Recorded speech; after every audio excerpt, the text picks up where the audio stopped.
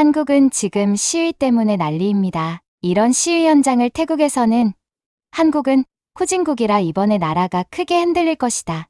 이 기회에 우리가 더 혼란을 주고 우리한테 더 복종하게 만들자라는 의견이 나오고 있다고 하는데요. 실제 이런 의견이 말뿐만 아니라 실제 활용 가능할 거라고 예상해 전문 기자들도 파견을 해 태국 7천만 국민들에게 상세하게 전달할 예정이라고 합니다. 그리고 시위 현장을 취재해온 베테랑 기자는 한국의 현실을 보고 충격에 빠졌다고 하는데요. 도대체 무슨 일이 있었길래 그녀가 충격을 받았는지 자세히 알아보겠습니다. 안녕하세요. 저는 파리타 수판차라고 합니다. 어렸을 때부터 이야기를 나누는 것을 정말 좋아했어요. 태국에서 자라면서 매일 뉴스 방송을 보며 기자들이 진실을 밝혀서 사람들에게 전하는 모습에 매료됐어요. 그때는 제 열정이 저를 얼마나 멋진 여행으로 이끌지 전혀 예상하지 못했죠. 저는 졸업식 날을 어제 일처럼 기억해요. 졸업장을 받으러 무대 위로 걸어가던 순간이 정말 자랑스러웠어요. 경제학을 공부하며 밤늦게까지 열심히 공부하고 글쓰기 실력을 키워왔거든요. 반에서 1등을 했을 때 정말 기뻤지만 그건 시작에 불과했죠. 졸업 후 저는 태국에서 가장 존경받는 미디어 회사 중 하나에 취업하게 됐어요. 저는 그곳에서 가장 어린 경제 기자였기 때문에 기대와 긴장이 섞인 마음으로 첫 출근을 했어요. 활기찬 뉴스룸에 들어서자 가슴이 두근거렸어요. 벽에는 실시간 뉴스 피드가 나오는 화면들이 가득하고 기자들과 편집자들이 자신의 이야기를 준비하는 에너지로 가득했죠. 제 상사인 솜차이 씨는 수십 년 경력의 베테랑 기자였어요. 그분은 저를 따뜻하게 맞이해 주셨고 금융 뉴스를 맡게 하셨어요. 파리타, 너가 합류해서 정말 기뻐. 너의 재능은 우리가 필요한 바로 그거야. 라고 말씀하시면서요. 저는 제 실력을 증명하려는 마음으로 일을 시작했어요. 매일매일이 새로운 모험 같았어요. 기업 리더들을 인터뷰하고 시장 동향을 분석하며 복잡한 경제 문제들을 누구나 이해할 수 있는 이야기로 풀어내는 일이었죠. 동료들은 항상 저를 지원해 주었고 저는 빠르게 제 헌신과 날카로운 통찰력으로 인정받게 되었어요. 하지만 제가 가장 꿈꾸던 것은 바로 뉴스 앵커가 되는 것이었어요. 매일 뉴스 방송을 보며 앵커들이 자신감 있게 명확하게 뉴스를 전달하는 모습을 보며 공부했어요. 저는 거울 앞에서 말하는 연습을 하면서 자세와 목소리도 다듬었죠. 공개 스피킹 기술을 향상시키기 위해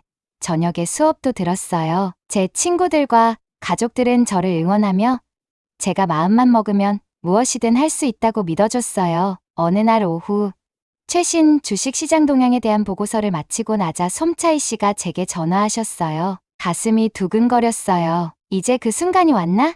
하는 생각이 들었죠. 파리타, 내일은 정말 훌륭했어. 그분이 말씀하셨어요. 우리는 너가 우리 다음 뉴스 앵커가 될 자질을 갖췄다고 생각해. 저는 믿기지 않았어요. 정말요? 저요? 응, 정말야. 솜차이 씨가 대답하셨어요. 너는 지식도 있고 열정도 있고 시청자들과 소통할 수 있는 능력도 있어. 우리 경제 뉴스 코너를 내가 이끌어줬으면 좋겠어. 저는 기쁨과 자부심이 넘쳐났어요. 뉴스 앵커가 되는 건 제가 그동안 바래왔던 꿈이었어요. 정말 꿈이 이루어진 순간이었죠. 솜차이 씨에게 감사 인사를 전하고 그분의 사무실을 나올 때는 얼굴에 큰 미소가 가득했어요. 그 후 몇 주 동안은 훈련과 준비의 연속이었어요. 카메라 앞에서 뉴스를 전하는 법, 생방송을 처리하는 법, 시청자들과 소통하는 법을 배우느라 바빴어요. 동료들은 매일 조언과 격려를 아끼지 않았고 도전적이었지만 저는 꼭 성공하고 싶었어요. 드디어 첫 뉴스 방송이 시작되던 날 저는 일찍 일어났고 긴장되면서도 설렜어요. 스튜디오에 들어서자 준비하는 크루들의 에너지가 느껴졌어요. 밝은 조명과 카메라는 다소 위협적이었지만 저는 깊게 숨을 쉬고 지금까지의 노력을 떠올리며 마음을 가다듬었어요. 오늘의 경제 뉴스를 시작합니다. 저는 침착하게 말했어요. 저는 파리타 수판차입니다. 태국의 금융 분야에서 가장 최신 소식을 전해드리겠습니다. 관객에게 직접 말을 건네는 느낌은 정말 짜릿했어요. 저는 자신감을 가지고 뉴스를 전했어요. 복잡한 정보를 간단하고 이해하기 쉬운 형태로 나누며 통찰력 있는 분석을 전달했어요. 반응은 놀라웠어요. 시청자들은 제가 전하는 명확하고 열정적인 뉴스에 감사해했고, 동료들은 제게 잘했다고 축하해 주었어요. 몇 달이 지나면서 저는 점점 더 제 역할에 익숙해졌어요. 중요한 경제 사건들을 다루고 영향력 있는 지도자들을 인터뷰하며 신생산업에 대한 특별 코너를 진행하기도 했죠.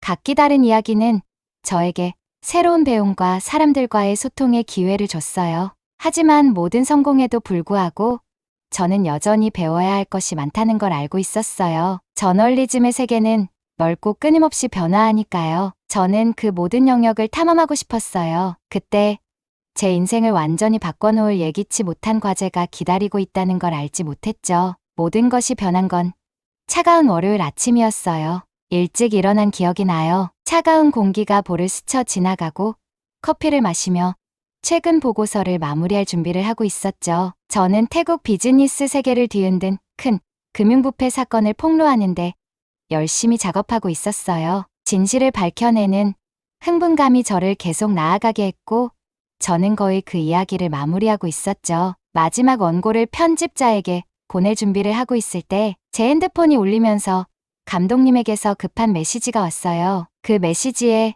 긴급이라고 적혀 있었어요. 가슴이 덜컥했어요. 보통 긴급한 메시지는 칭찬이나 중요한 뉴스일 때가 많았지. 나쁜 소식은 아니었거든요. 깊게 숨을 쉬고 차분히 감독님의 사무실로 향했어요. 사무실에 들어가자 감독님 얼굴이 굳어 있는 게 눈에 띄었어요. 머릿속에서 여러 가지 가능성이 떠올랐어요. 제 보고서에 문제가 생긴 건가? 중요한 디테일을 놓친 건 아닌지 불안한 느낌이 떠나지 않아서 저는 그 앞에 앉았어요. 하리타, 감독님이 차분하지만 단호한 목소리로 말했어요. 너무 훌륭한 일을 했어. 내 보고서는 우리가 본 것 중 최고야. 안도의 숨을 내쉬었지만 그것도 잠시였어요. 하지만 새로운 임무가 있어. 저는 그의 말을 이해하려고 눈을 깜빡였어요. 새로운 임무요? 그게 무슨 말씀이세요? 우리는 너에게 한국에서 기자로 일해달라고 부탁하고 싶어. 감독님이 말했어요. 한국은 현재 시위로 나라가 어려워. 그런데 우리나라 전문가들은 이 기회에 한국을 더 혼잡하게 만들고 우리한테 복종하게 만들 기회라고 보고 있다고 하더라고. 그래서 전 국민 차원에서 한국을 압박하기 위해 노력이 필요해. 그래서 한국의 실체를 보도할 필요가 있어. 이건 중요한 이야기이고 깊이 있는 보도가 필요해. 제 머릿속이 하얘졌어요. 한국이라고요? 왜요? 태국은 한국에 대해 여러 가지 감정을 가지고 있었죠. 기술 발전에 대한 존경과 몇몇 정치적인 문제로 인한 반감도 있었고요. 그런데 왜 저를 이 임무에 맡긴 건지 이해가 안 갔어요. 승진인가요? 아니면 좌천인가요? 제 자신감이 흔들렸어요. 저는 언제나 최고 기자가 되고 싶었지만 이 임무는 전혀 예상치 못한 곳으로 가는 느낌이었어요. 답을 찾고 싶어서 저는 사무실을 나와서 바로 아나냐에게 갔어요. 아나냐는 제 베스트 프렌드이자 항상 최고의 조언을 해주는 미디어 전략가였어요. 그녀는 아늑한 거실에서 책과 노트들 사이에 앉아 있었고 제가 뛰어들자 저를 바라보았어요. 아나냐, 도와줘야 해. 제가 가방을 던지며 말했어요. 나 한국으로 재배정됐어. 왜 나야? 왜 지금이야? 그녀는 잠시 생각에 잠긴 표정으로 저를 바라보았어요. 한국? 그건 예상치 못한 일이네. 거기서 무슨 일이 일어나고 있는지 알아? 저는 고개를 저었어요. 감독님은 이유를 설명하지 않았어. 아나냐는 몸을 뒤로 젖히며 눈을 가늘게 뜨고 상황을 생각하는 듯 했어요. 최근에 사회적 불안이 있었어. 시위도 많고 민주적 개혁을 요구하는 사람들이 굉장히 많아. 그 말에 저는 호기심이 생겼어요. 이게 내가 이름을 알릴 기회일까? 아나냐는 격려하는 미소를 지으며 말했어요. 그럼 이 사회적 불안 사태를 다루는 건 내 경력을 크게 키울 수 있는 기회야. 중요한 사건이고 내 능력으로 깊이 있는 분석을 할 수 있을 거야. 그녀의 말이 저에게 큰 힘을 주었어요. 아마도 이 예상치 못한 임무가 바로 제가 필요로 했던 기회일지도 몰랐어요. 아나냐는 제 걱정을 느꼈는지 말했어요. 상황이 복잡하긴 하지만 내가 도와줄 수 있는 사람을 알아. 내가 아는 사람이 이민호를 아는 사람이 있어. 그는 국제적으로 한국의 민주주의 가치를 홍보하고 있어. 그의 지원을 받으면 더 쉽게 취재가 가능할 거야. 저는 희망을 느꼈어요. 그가 도와줄까? 안 하냐는 확신에 찬 표정으로 고개를 끄덕였어요. 그럼 이민호는 이런 일에 열정적이야. 그는 중요한 문제들을 알리기 위해 자신의 플랫폼을 적극적으로 사용해왔어. 그가 있으면 이 상황을 잘 헤쳐나갈 수 있을 거야. 저는 결심을 굳히고 아나냐에게 감사의 인사를 전하며 계획을 세우기 시작했어요. 이 여행이 쉽지 않을 거란 걸 알았지만 진실을 밝히고 실제로 변화를 만들 수 있는 기회는 놓칠 수 없었어요. 저는 한국의 상황에 대해 연구를 시작했고 다가올 도전들을 준비했어요. 그날들 동안 한국의 불안 상황에 대한 뉴스는 점점 더 커졌어요. 시위는 더 커졌고 정부는 통제를 잃어가는 것 같았어요. 제가 알게 될수록 이 임무가 얼마나 중요한지 깨달았어요. 이건 단순한 보도가 아니라 혼란에 빠진 나라를 이해하고 그 나라 사람들의 민주주의를 위한 투쟁의 핵심을 찾아내는 일이었어요. 드디어 제가 공식적으로 재배정됐다는 통보를 받았어요. 2주 뒤면 서울을 떠난다고 했죠. 설렘과 불안이 섞였지만 저는 어떤 일이든 맞이할 준비가 되었어요. 짐을 싸면서 제 앞에 펼쳐질 도전과 기회들에 대해 생각했어요. 이건 단순한 일이 아니었어요. 제 경로를 변화시킬 기회였고 배울 수 있는 기회였어요. 출발 당일 아침, 저는 창가에 서서 첫눈이 내리는 모습을 지켜봤어요. 마치 새로운 시작을 알리는 듯했어요. 깊게 숨을 들이쉬며 설렘과 긴장이 교차하는 기분을 느꼈어요. 서울의 거리에서 태국의 익숙한 거리와는 다른 생동감 넘치는 새로운 장을 여는 순간이었어요. 비행기에 올라타면서 제 이야기를 들려줘야 할 사람들이 떠올랐어요. 저는 이 도전을 받아들일 준비가 되어 있었고 한국의 투쟁의 중심을 파헤쳐 세상에 알릴 준비가 되어 있었어요. 이 예상치 못한 임무가 제 인생을 바꿀 줄은 몰랐어요. 비행은 길었고 그만큼 많은 생각을 할 시간이었어요. 아나냐의 말과 이민호의 잠재적인 역할에 대해 생각했어요. 시간이 지날수록 설렘이 커졌어요. 서울의 거리를 걸으며 활동가들을 만나고 한국 사람들의 진정한 정신을 발견할 수 있을 거라는 상상을 했죠. 인천공항에 도착했을 때 다양한 감정이 밀려왔어요. 공항은 현대 기술과 전통적인 한국의 요소들이 조화를 이루고 있었어요. 저는 차가운 겨울 공기를 맞으며 책임감과 모험의 두려움을 동시에 느꼈어요. 공항은 현대 기술의 경이로움 같았어요. 곳곳에 있는 화면에는 비행 정보가 밝은 색깔로 표시되어 있었고 로봇들이 승객들을 부드럽게 안내하고 있었어요. 사람들이 자동화된 카트에 짐을 실은 채 수월하게 움직이는 모습을 보면서 정말 신기했어요. 공항을 나서자 서울의 활기찬 모습이 펼쳐졌어요. 거리에는 에너지가 넘쳤어요. 한글로 된 밝은 네온 사인들이 K-팝 앨범부터 전통 차집까지 다양한 것을 광고하고 있었어요. 거리의 음악과 사람들의 이야기, 그리고 먼 곳에서 들려오는 교통소음까지 공기가 여러 소리로 가득했어요. 저와 팀은 서울의 명동에 있는 임시 사무실로 향했어요. 명동 거리는 활동으로 정신이 없었어요. 젊은 사람들이 전통 한국 의상인 한복을 입어보는 모습과 최신 전자기기를 쇼핑하는 모습이 조화롭게 어우러져 있었어요. 과거와 현재가 완벽하게 섞인 모습이었어요. 조금 쉬면서 탐방하기로 했어요. 명동을 걸으면서 마치 다른 세계에 온 것 같은 기분이었어요. 여기저기서 사람들의 목소리와 냄새가 제 감각을 자극했어요. 길거리에서 매운 떡볶이와 달콤한 호떡 같은 전통 간식들이 팔리고 있었고 근처 바베큐 가게에서는 구운 고기 냄새가 제 배를 고프게 만들었어요. 걸으면서 고층 빌딩들이 하늘을 향해 솟아있는 걸 보니 서울의 현대적인 모습에 감탄을 금치 못했어요. 각 건물마다 이야기가 있을 것 같았어요.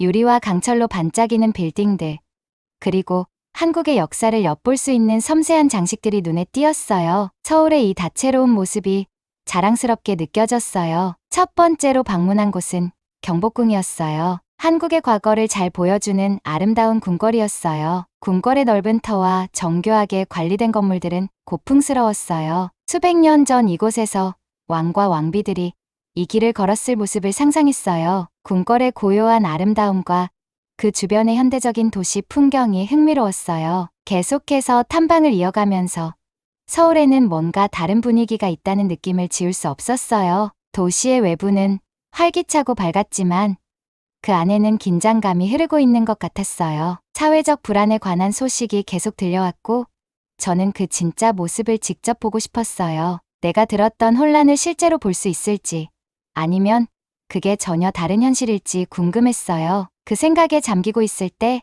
남산 서울타워에 도착했어요. 서울의 또 다른 상징적인 명소였죠. 남산 위에 우뚝 서 있는 타워는 서울 시내를 한눈에 내려다볼 수 있는 멋진 전망을 제공했어요. 꼭대기까지 올라가서 서울을 내려다봤어요. 정말 멋졌어요. 끝없이 펼쳐진 지붕들, 구불구불한 거리들, 그리고 한강이 도시 한복판을 흐르는 모습이 평화로워 보였어요. 위에서 보면 서울이 차분하고 평온해 보였어요. 하지만 그 밑에서 벌어지고 있는 일들은 다를지도 모른다는 생각이 들었어요. 사무실로 돌아와서는 우리가 다룰 주제에 대해 계획을 세우기 시작했어요. 감독님은 최근 시위와 정부의 대응을 집중적으로 보도하라고 하셨어요. 저는 강한 결심이 들었어요. 이번 기회에 제 보도로 실제로 변화를 일으킬 수 있을 거라는 생각이었어요. 한국의 진짜 모습을 세상에 보여주고 싶었어요.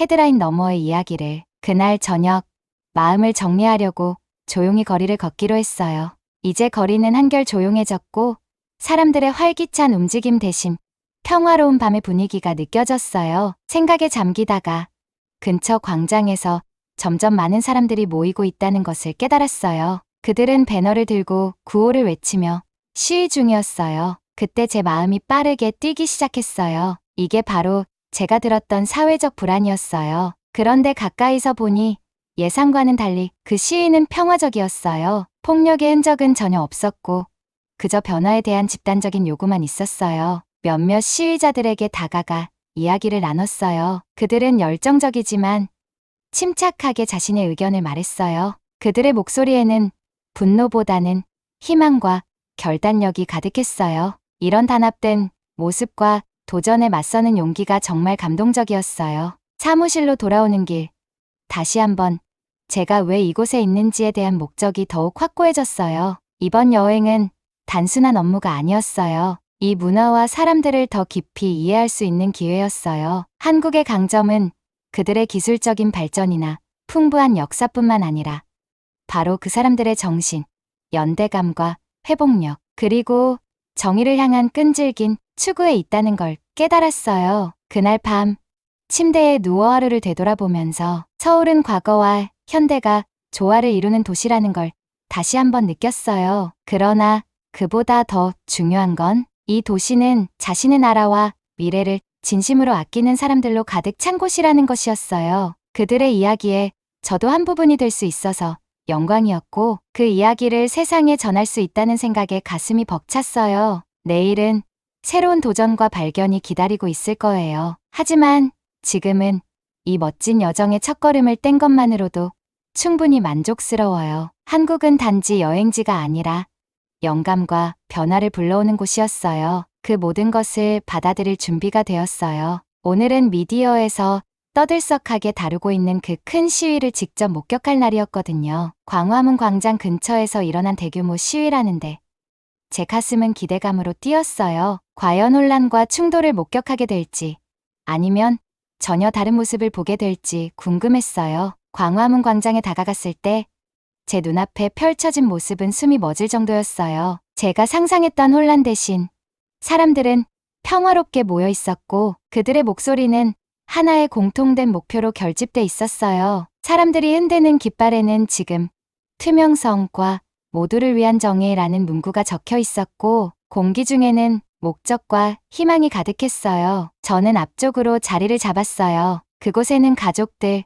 학생들, 그리고 어르신들이 함께 서 있었어요. 사람들의 다양한 모습이 저에게 큰 감동을 주었어요. 젊은 청소년들은 다채로운 플래카드를 들고 신나게 이야기하고 있었고 나이가 좀 있는 분들은 안정감 있게 걸으며 얼굴에는 결단력이 보였어요. 그 분위기는 전기가 흐르듯 강렬하면서도 차분했어요. 사람들의 단결이 만들어낸 힘을 확실히 느낄 수 있었어요. 그때 낯익은 얼굴이 눈에 띄었어요. 지훈이었어요. 그는 시위자들에게 열정적으로 연설하고 있었고 그의 말은 분명하고 진심이 담겨 있었어요. 저는 궁금해서 가까이 다가갔어요. 지우는 민주주의 개혁의 중요성과 정직한 정치가 필요하다고 말하고 있었어요. 그의 목소리는 강력하지만 존중이 담겨 있었고 주변의 모든 사람들을 끌어당겼어요. 그의 연설이 끝난 뒤 지우는 저를 보고 미소를 지으며 다가왔어요. 파리타, 여기 오다니 반갑다 하고 말했어요. 저는 안도감과 흥분이 동시에 밀려왔어요. 이렇게 함께 해줘서 고마워 라고 그는 계속 말했어요. 우리는 한적한 곳으로 가서 시위에 대해 더 설명을 들었어요. 이건 단순한 시위가 아니야. 지훈이 말했어요. 이건 우리가 민주주의와 공동체에 대한 책임감을 가지고 일으킨 운동이야. 우리는 평화롭게 우리의 목소리를 내는 것을 믿고 있어. 주변을 봐봐. 여기 모인 사람들은 나이도 다르고 배경도 다르지만 다 함께 더 나은 세상을 위해 모였어. 저는 그의 말을 들으며 고개를 끄덕였어요. 지훈의 열정은 정말 감동적이었어요. 그는 우리 주변의 사람들을 가리키며 말했어요. 저 젊은 학생들을 봐봐. 그들이 바로 미래의 지도자들이야. 그리고 저 어르신들은 우리나라가 성장하는 걸 봤고 안정과 평화의 가치를 이해하는 사람들이야. 시간이 지나면서 사람들은 계속해서 평화롭게 시위를 이어갔어요. 공기 중에 긴장감이 감돌긴 했지만 그 누구도 폭력적인 행동을 취하지 않았어요. 저는 군용 헬리콥터들이 하늘을 맴도는 걸 보았어요. 그것은 질서와 자유 사이의 섬세한 균형을 상기시켜주는 존재였죠. 하지만 그곳에 있던 사람들은 두려움보다는 강한 의지를 보였어요. 그들은 단호하게 서 있었고 그들의 평화로운 태도는 그들만의 힘을 보여주는 증거였어요. 중요한 순간이 다가왔어요. 지훈과 다른 리더들이 앞으로 나가서 당국과의 대화를 시작했어요. 여러 미디어 카메라들이 그 순간을 담고 있었고 리더들은 차분하게 자신들의 요구를 전달하고 있었어요. 목소리를 높이지 않고 상호 존중을 바탕으로 한 협상이었어요. 그 모습은 한국이 민주주의 원칙을 얼마나 중요하게 생각하는지를 보여주는 강력한 장면이었어요. 저는 그 장면을 경이롭게 지켜봤어요. 당국은 경청하며 존중하는 태도로 응답하고 있었어요. 협상은 원활하게 진행되었고 충돌 없이 문제 해결을 원하는 서로의 의지가 느껴졌어요. 제가 두려워했던 폭력적인 충돌은 전혀 없었고 대신에 평화롭게 의견을 교환하는 모습이었어요. 해가 지기 시작하면서 광화문 광장에 황금빛이 감돌았어요. 분위기는 뭔가 성취감을 느끼게 해주었어요. 그 시위는 단순히 요구를 외친 것이 아니라 평화로운 시위가 얼마나 강력할 수 있는지를 세상에 보여주었어요. 사람들은 서로를 껴안고 미소 지으며 자신이 그곳에 온 이유를 이야기했어요. 그것은 그들 간의 유대를 더욱 강화하는 순간이었죠. 지훈은 저를 바라보며 자랑스러운 표정으로 말했어요. 봐, 파리타? 이게 진정한 민주주의야. 우리는 우리의 권리를 위해 싸우지만 그 과정에서 존중과 단결을 지켜야 해. 저는 목이 막혀왔어요. 처음에 시위에 대해 가졌던 편견이 완전히 뒤집어졌어요. 혼란이 아니라 용기와 연대가 담긴 감동적인 장면을 목격한 거였어요. 그것은 회복력과 평화로운 행동의 힘을 배울 수 있는 기회였어요. 서울에 처음 도착했을 때 저는 예상할 수 있는 것들이 무엇인지 알 것 같았어요. 혼란과 갈등이 있을 거라고 생각했고 그로 인해 제 임무가 어려운 도전이 될 거라고 상상했죠. 하지만 제가 본 것은 달랐어요. 서울은 평화로웠고 그곳에서 저는 상상도 못한 방식으로 변화했어요. 어느 저녁 지훈은 저를 커뮤니티 회의에 초대했어요. 방 안은 사람들로 가득 차 있었고 모두 각자의 아이디어를 나누고 서로의 의견을 경청하고 있었어요. 저는 그곳에서 사람들이 목소리를 내고 의견을 나누는 모습을 보며 감동을 받았어요. 그들의 사회를 더 나은 방향으로 만들기 위해 평화로운 방식으로 헌신하는 모습이 정말 멋졌어요. 제가 보고서를 준비하면서 저는 한국을 새로운 시각으로 보게 되었어요. 처음 제 임무는 한국의 약점을 찾고 불안을 보도하는 것이었지만 제가 발견한 것은 그와 정반대였어요. 한국의 사회 문제 처리 방식은 놀라운 회복력과 민주주의에 대한 헌신을 보여줬어요. 저는 이 이야기를 공유하고 싶었어요. 그것은 단합된 공동체가 무엇을 이룰 수 있는지를 보여주는 강력한 예시였거든요. 호텔로 돌아와서 저는 그동안 배운 모든 것을 글로 옮겼어요. 평화로운 시위, 존중하는 대화, 강한 공동체 의식을 자세히 설명했죠. 저는 다른 사람들도 진정한 한국을 볼 수 있도록 하고 싶었어요. 평화, 단결, 민주적 원칙을 소중히 여기는 나라 말이에요. 제 보고서는